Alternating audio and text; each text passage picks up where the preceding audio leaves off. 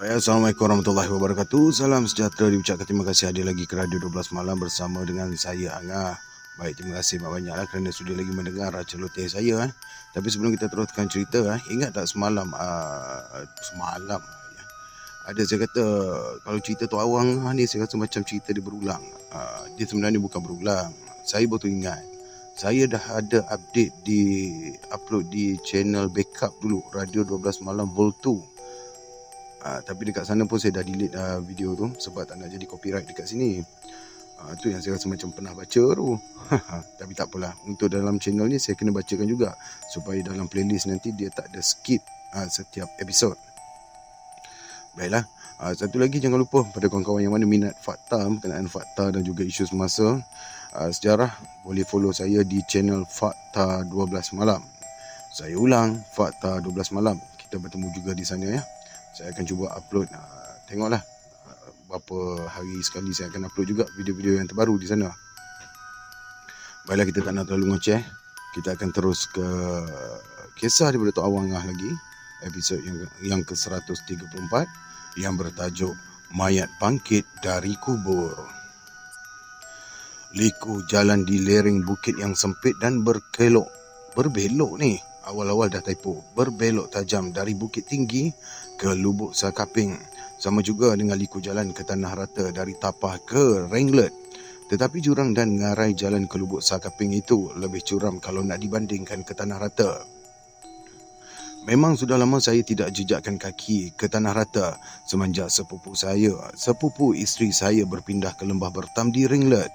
Ketika dia masih lagi di tanah rata, beberapa kali juga saya ke sana. Apalagi Tok Ya yang bertugas di tempat berkenaan sudah lama bersara. Lainlah semasa Tok Ya masih lagi bertugas di tanah rata. Saya akan singgah juga di rumah sepupu isteri saya itu. Memang Tok Ya juga sama macam Salim Sudin Mamai yang heboh dikatakan sudah meninggal dunia. Salim tu anak Sudin Mamai. Tetapi ketika saya menemui Tok Ya beberapa tahun yang dahulu, dia tersengih-sengih saja kalau ditanyakan mengenai kejadian tersebut. Dia sendiri bagaikan tak percaya apabila dimasukkan ke dalam rumah mayat setelah disahkan meninggal dunia. Hampir 5 jam dia dibujurkan di situ sebelum keluarganya datang menuntut. Ketika dikeluarkan dari rumah mayat itulah pihak hospital mendapati denyut nadi Tok Ya masih lagi berdetak. Cepat-cepatlah dia disorong semula ke wad dengan diberikan bantuan pernafasan. Kejadian semasa negeri masih diperintah orang putih, tentulah tak siapa pun yang ambil tahu disebabkan pihak hospital sengaja menutupnya. Hanya keluarga Tok Ya sahaja yang tahu mengenai dirinya dimasukkan ke rumah mayat hampir 5 jam terbujur di situ. Sebab itulah saya tak heran sangat kalau diungkit juga mengenai kejadian yang menimpa sepupu saya, Salim, anak Sudin Mamai itu. Cucunya Kasim Togel sendiri tak percaya kalau dikatakan datuknya Salim Sudin Mamai sudah meninggal dunia kemudian hidup semula. Dia sebut sekali dengan nama bapa di gelaran dia lah. Saya sebut Salim je lah. Dia jadi panjang. Padahal dia nak cerita pasal si Salim tu anak Sudin Mamai. Okey. Ketika melalui jalan berliku ke lubuk Sakaping itulah Mamat Bandaro beritahu saya mengenai Sabisah, isteri Sultan Malim yang sudah dikebumikan selama 3 hari hidup semula. Terkejut juga saya apabila diberitahu demikian. Kerana Mamat Bandaro tak pernah bagi tahu apa-apa semasa mengajak saya ke rumah Sultan Malim di lubuk Sakaping itu. Namanya Sultan, bukan Sultan, Sultan. 4 hari Sabisah mengidap demam panas. Dia mengembuskan nafasnya.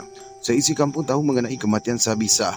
Siapa tak kenal dengan Sabisah, isteri Sultan Malim di kampung berkenaan. Dia tu akan jerkah sesiapa sahaja sekiranya berani menegur tatkala sempadan sawah dipokah habis. Seisi kampung tahu Sabisah ni tak boleh dihalang kemahuannya. Sultan Malim sendiri tak berdaya menghalang isterinya, tengadah siapa sahaja jiran yang berani menentangnya. Bila-bila dia sanggup bercakap apabila jiran-jiran berkeras mahu menghalang kemahuan dia. Kambing menyerbu masuk ke tapak semayan pun Sabisah akan tusuk dengan lembing. Biarlah kambing berkenaan mengelepar akibat lembing yang tertusuk dirusuk. Sultan Malim juga akan dikibas dengan mata parang sekiranya memujuk minta dia bertenang. Sabisah tidak mahu Sultan Malim tunduk dengan kemahuan orang-orang kampung hingga biarkan sahaja harta benda mereka dibinasakan.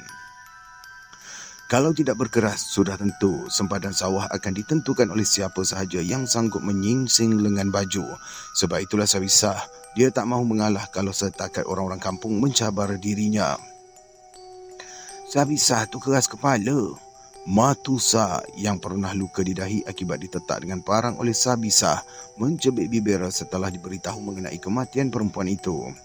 Sampai bila pun Matusa tidak akan lupakan kejadian, dia leraikan Sabisah yang menyerbu ke rumah jirannya Jabal dengan parang yang terhunus. Marah benar Sabisah apabila Jabal melunggah sempadan sawah hingga air menyerbu masuk. Anak padinya tergenang air disebabkan sempadan sawah dipokah habis. Belum sempat Jabal mahu menjelaskan, Sabisah sudah pun menerkam naik ke rumah. Terpaksalah Jabal terjun ikut tingkap akibat parang dikipas, hampir menyinggahi dadanya. Sabisah juga terjun ke tanah menghambat Jabal yang terjerit-jerit meminta pertolongan. Seisi kampung menjadi gempar dengan perbuatan Sabisah yang dikatakan sudah dirasuk. Tentu puaka Jembalang sudah merasuk perempuan itu, menyebabkan dia tak pedulikan sesiapa lagi. Sultan Malim sudah tidak berdaya mahu menghalang. Kalau Sultan Malim suaminya sendiri sudah tidak dapat menghalang, siapa lagi yang boleh memaksa Sabisah untuk mengalah? Ketika inilah Matusa tercegat di hadapan memaksa Sabisah. Selalunya Sabisah tidak akan teruskan mengamuk kalau Matusa, bapa saudaranya, sudah tercegat menyergah. Tetapi Sabisah sudah tidak hiraukan Matusa lagi. Tidak menghiraukan Matusa sekalipun bapa saudaranya itu puas memujuk supaya dia mengalah. Tiba-tiba sahaja Sabisah menghayun mata parang hingga tidak sempat dielakkan langsung oleh Matusa. Tergeliat lidah ni. Matusa Sabisah. Aduh. Tetakan Sabisah lantas menyinggahi dahinya menyebabkan darah banyak yang mengalir. Terpaksa pula lah Sultan Malim membayar seekor kambing, seguni padi dengan emas sebahara. Sebahara ni apa? Kepada Matusa disebabkan perbuatan Sabisah yang mencederakannya. Orang keras kepala memang banyak musuh, keluh Sultan Malim disebabkan tidak ramai jiran-jiran yang menziarah. Beberapa orang jiran yang datang menjengah disebabkan kenang budi baik Sultan Malim sahaja kepada orang-orang kampung. Sultan Malim menyedari sikap isterinya menjadi kebencian orang-orang kampung, tetapi dia tak boleh nak lakukan apa-apa. Sabisah akan jerkah dia kalau nasihatkan supaya mengubah sikap. Memang Sabisah tak pedulikan siapa lagi di dalam kampung, asal sahaja berani menyingsing lengan baju. Bila-bila Sabisah akan menyerbu tidak bertangguh. Baik lelaki, baik perempuan, Sabisah tetap akan menyerbu sekiranya mencabar dia. 4 hari Sabisah terkejang mengidap demam panas. Memang tak seorang pun jiran datang menjengah. Matusa yang tinggal berhampiran juga tak sudi menjengah anak saudaranya itu. Hanya selepas Sultan Malim beritahu mengenai kematian isterinya, barulah Matusa menjejakkan kaki. Dia tak tergamak mahu pulaukan sepanjang hayat apabila kenangkan budi baik Sultan Malim kepada keluarganya. Selama dia terlantar akibat dahi ditetak mata parang Sabisah, memang Sultan Malim yang menanggung keluarganya. Setiap hari Sultan Malim akan beri apa sahaja keperluan dapur selagi Matusa tidak dapat turun bekerja. Dia sanggup lakukan apa sahaja untuk membantu keluarga Matusa setelah lelaki itu cedera parah tidak dapat turun bekerja di sawah. Tak apalah, perkara mati itu fardu kifayah, jelas Matusa yang terpaksa ikut sama uruskan pengkebumian Sabisah. 3 hari selepas Sabisah dikebumikan, Sultan Malim bermimpi isterinya mendesak supaya kuburnya digali semula. Serba salah juga Sultan Malim mahu turutkan perasaan setelah bermimpi demikian. Perkara mimpi bukannya boleh diikut sangat, apatah lagi mendesak digali semula kubur setelah mayatnya 3 hari dikebumikan. Aku juga bermimpi. Sabisah minta gali kubur dia, ujar Matusa setelah Sultan Malim beritahu mengenai mimpinya itu. Kalau mamak suruh gali, saya akan gali kubur Sabisah. Sultan Malim serba salah juga mahu membuat keputusan. Biar kita tanya imam dulu ya, tutur Matusa perlahan kerana tidak berani membuat keputusan. Bukan mudah mahu membuat keputusan dengan masalah yang membabitkan banyak pihak. Mereka tak bimbang pemerintah Belanda yang tak pernah ambil tahu kehidupan orang-orang kampung pedalaman. Tetapi perkara menggali kubur mesti diberitahu juga kepada imam. Malah ketua adat juga tidak boleh ditinggalkan. Baik bila dicerita tentang pemerintah Belanda ni, so ni kejadiannya berlaku di Indonesia. Okey, untuk makluman. Setelah diberitahu oleh Sultan Malim kepada Imam, memang Angkor Zawar terkejut besar. Dia juga bermimpi menemui Sabisah yang mendesaknya supaya kuburnya digali semula. Sabisah mengakui dia masih hidup di dalam kuburnya kalau digali semula. Angkor Zawar yang menjadi imam kampung serba salah apabila didesak oleh Sultan Malim mengenai mimpi tersebut. Mereka bertiga sama-sama bermimpi didesak oleh Sabisah supaya gali semula kuburnya setelah 3 hari dikebumikan. Kalau tak digali, macam mana Sabisah kalau betul-betul dia masih hidup? Angkor Zawar mengeluh panjang. Kami ikut keputusan Pak Angkor. Sahut Sultan Malim sudah mula merasakan kubur Sabisah perlu digali semula. Kita kena tanya juga pada Pak Marhalah. Semakin terdesak Angkor Zawar apabila kenalkan ketua adat juga wajib diberitahu. Imam kampung sepertinya memang ketua ibadat, tetapi dia tak boleh membuat keputusan sendiri sekiranya tidak diberitahu kepada ketua adat terlebih dahulu. Siapa lagi ketua adat kalau bukan Pak Marhalah? Seisi kampung mesti hormatkan Pak Marhalah sama seperti Angkor Zawar juga. Keputusan mereka berdua samalah macam perintah Raja Alam yang mengambil tahu mengenai kehidupan mereka seisi kampung. Disebabkan Pak Marhalah dan Angkor Zawar yang perintahkan mereka berkumpul di musola, seisi kampung tidak membantah apa-apa. Mereka sama-sama berkumpul untuk membuat keputusan sama ada kubur Sabisah perlu digali semula ataupun tidak. Sebaik sahaja selesai solat zuhur, Angkor Zawar sudah lantas tanyakan tiap-tiap seorang supaya membuat keputusan. Siapa yang berani membuat keputusan selagi Angkor Zawar dan Pak Marhalah tidak bersuara apa-apa? Mereka datang berkumpul di musola sekadar mahu mendengar keputusan Angkor Zawar dan Pak Marhalah sahaja. Disebabkan masing-masing tidak mahu membuat keputusan, Angkor Zawar sendiri memberikan kata putus. Kubur Sabisah mesti digali sekalipun mereka sekadar berpandu pada mimpi. Menitik air mata Angkor Zawar tatkala dia berdoa. Saya cuba ya.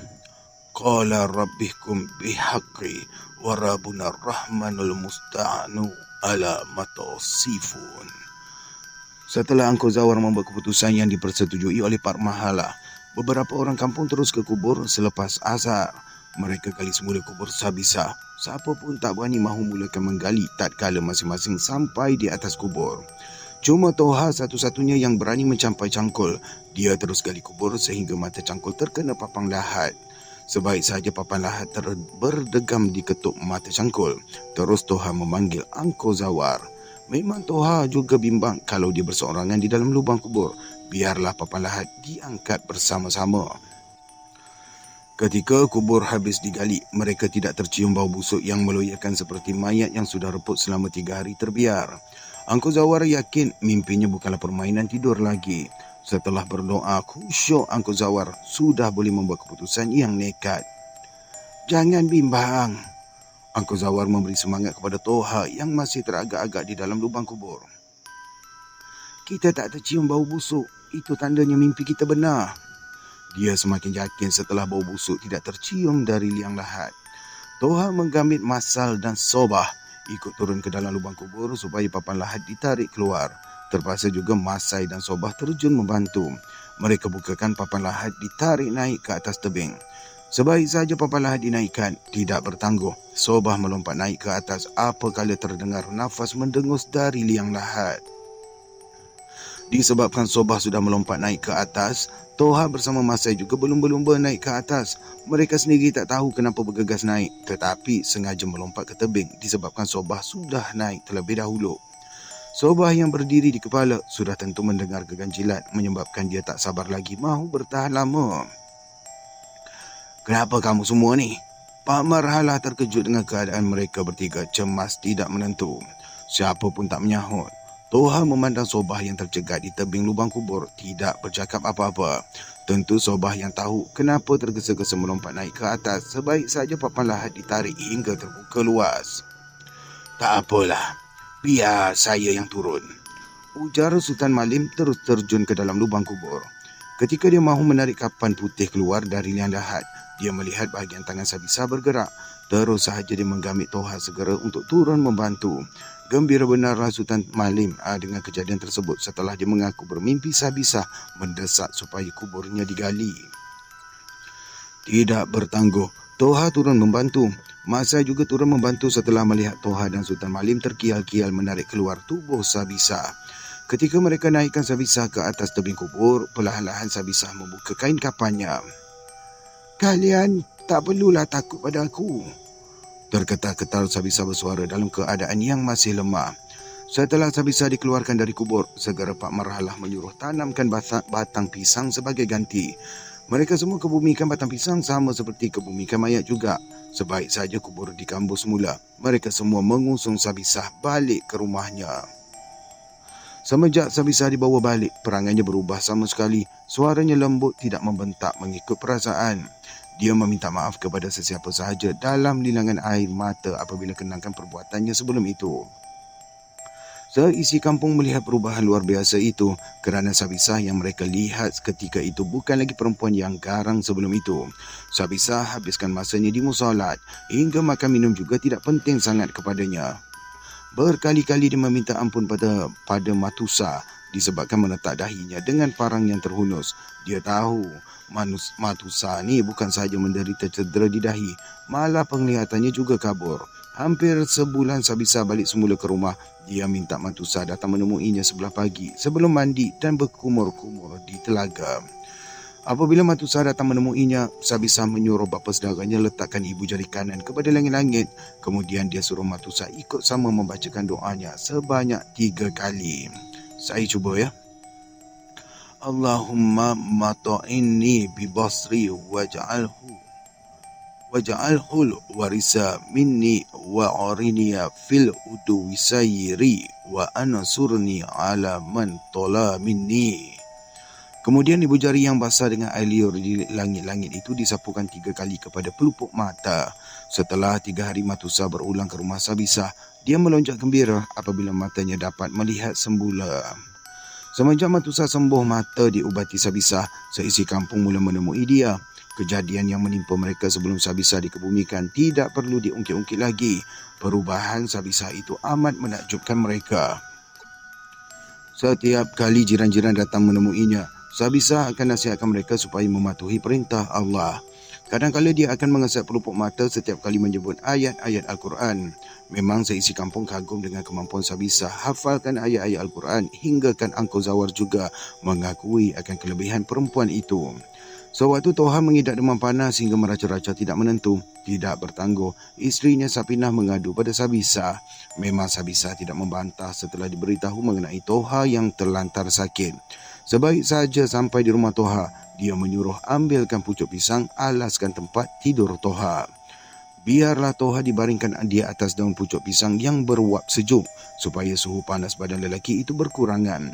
Kemudian Sabisah meminta air sejuk segelas dibubuhkan 2-3 butir beras ke dalamnya. Perlahan-lahan Sabisah mendoakan air sejuk di gelas itu dengan membacakan. Panjang juga ni. Saya cuba jugalah. Bismillahirrahmanirrahim. Na'udzubillahil azim minni syari kulli rannahari syari hasarannar labaksa rabin nafsi ishfi wa antasi syafi la shifa illa shifauka wala inni wahanal azmu minni washta'alar rasu syaiban walam akun bidu'a ika rabbi syakyan. Maaf terlihat dia tulisan Rumi. Kalau salah tolong komen, betulkan, saya minta maaf. Baik, kita teruskan. Sebelah petang selepas asar, Sabisah datang doakan air sejuk itu supaya diminum oleh Toha. Selepas maghrib sahaja, Toha merasakan demam tersebut sembuh sepenuhnya.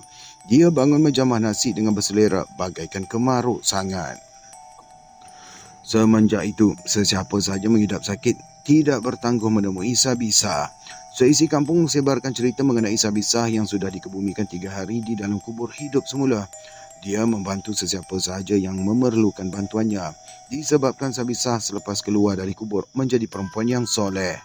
Dia mampu mengubati mereka yang terlantar sakit dengan membacakan doa-doa sahaja. Sultan Malim tahu benar mengenai isterinya sebelum dikebumikan memang tak pernah menatap Al-Quran. Tetapi Sabisah boleh hafal doa-doa daripada ayat Al-Quran setelah digali semula dari kuburnya. Tentu aneh, Ustaz. ujar Mamak Bandaro apabila menceritakan kisah Sabisah itu. Saya tersengih-sengih sahaja dengan mengangguk perlahan. Mungkin Ustaz tak percaya, tapi nantilah kita akan bertemu juga dengan Sabisah. Sobri, keponakannya yang menetap di Lubuk Sakaping itu menjelaskan. Memang Mamak Bandaro juga sekadar mendengar dari Sobri mengenai kejadian yang menimpa Sabisah itu. Sobri tahu sangat peristiwa yang berlaku kepada Sabisah kerana dia mengenali rapat keluarga berkenaan. Ketika ayahnya Tamiki lama mengidap penyakit batu karang, puas jugalah Sobri mencuba berubat ke hospital. Kalau ayahnya tak berkeras enggan benarkan hospital membedah batu karangnya, memang sudah lama Tamiki dibedah. Tetapi Tamiki lebih rela terjerit-jerit sakit tatkala mahu buang air semata-mata tidak mahu dibedah. Kadangkala dia berpaut-paut ke mana sahaja menahan kesakitan akibat tidak tus semasa buang air. Pak Marhalah yang desak Sobri supaya menemui Sabisah sekiranya mahu mengubati ayahnya Tamiki. Disebabkan ayahnya enggan dibedah, terpaksa jugalah Sobri mengikuti kemahuan ayahnya bertemu dengan Sabisah. Memang Sobri juga mengetahui ramai orang-orang kampung lebih percayakan bomoh daripada doktor di hospital. Sebab itulah ayahnya enggan apabila didesak supaya dibedah penyakit batu karangnya. Apabila Tamiki dibawa menemui Sabisah, perempuan itu minta dia sediakan buah tembikai merah. Sabisah sendiri memotong buah tembikai itu lantas berdoa. Saya nak baca sebab dia tulis Rumi ni. Kalau panjang sangat saya tak berani Kalau pendek-pendek saya boleh ikhtiar Saya takut dia ada typo. Saya pun sebut tak betul nanti. Minta maaf semua Baik, kita teruskan. Setelah memakan tembikai yang sudah didoakan oleh Sabisah itu, esok pagi-paginya Tamiki buang air hampir sesudu. Dia menampung pasir halus memutih yang keluar bersama dengan kencingnya. 3 pagi berturut-turut pasir halus itu keluar. Memang terasa pada Tamiki sakit batu karang yang dideritainya sedap. Sejak bertahun-tahun itu pulih sepulih-pulihnya. Dia tidak lagi terjerit-jerit menahan kesakitan apabila membuang air di tandas. Sobri mengakui ayahnya Tamiki tidak akan sembuh sekiranya tidak menemui Sabisah. Tetapi segera saya ingatkan dia, Sabisah juga tak mampu mengubati apapun penyakit sekiranya tidak dengan izin Allah. Bukan sahaja Sabisah, malah doktor juga tak mampu mengubati sakit sesiapa pun. Mereka ni sekadar berikhtiar kerana yang menentukan sembuh atau tidak itu hanyalah ketentuan Allah semata-mata. Ketika Mamak Bandaro mengajak ke Lubuk Sakaping menemui saudara maranya, memang saya tak berniat pun mahu menemui Sabisah. Perkara Sabisah yang sudah dikebumikan selama 3 hari bangkit semula dari kuburnya tak sama dengan kes Salim yang terbujur di tengah rumah. Salim tidak sempat dikebumikan disebabkan terbersin selepas direnjis air oleh ayahnya. Tok Ya yang saya temui di Tanah Rata beberapa kali sebelum dia besar juga pernah mengalami peristiwa diletakkan di rumah mayat hampir 5 jam. Tetapi Tok Ya sendiri tak dapat beritahu apa sebenarnya yang telah berlaku sekalipun dia telah disahkan mati sebelum disorong masuk ke dalam rumah mayat. Kejadian macam ni janganlah diungkit-ungkit ya. Tok Haji pernah ingatkan saya selepas kejadian menimpa Salim Sudin Mamai itu. Memang Tok Haji sendiri tahu sangat apa yang berlaku ke atas Lajis tatkala Pak Tuan Mahat berburu ayam hutan. Apabila diberitahu mengenai kejadian yang menimpa Sabisah itu, saya tidaklah terkejut sangat. Apalah sangat dengan Sabisah bangkit semula dari kubur kalau nak dibandingkan dengan langit yang tidak bertiang. Benih-benih padi yang ditabur ke bumi boleh cambah hingga tumbuh mengeluarkan daun. Malah macam-macam lagi yang berlaku di luar kemampuan akal manusia untuk memikirkannya. Sobri yang sekian lama menetap di Jakarta juga sudah bertahun-tahun tidak balik jejakkan kaki di kampungnya di Lubuk Sakaping. Hanya sekali-sekala saja bertemu dengan Mamak Bandaro kalau dia singgah di Bukit Tinggi. Tetapi Sobri tidak teringat langsung mahu balik ke Lubuk Sakaping setelah jejakkan kakinya di Bukit Tinggi apabila menemui Mamak Bandaro.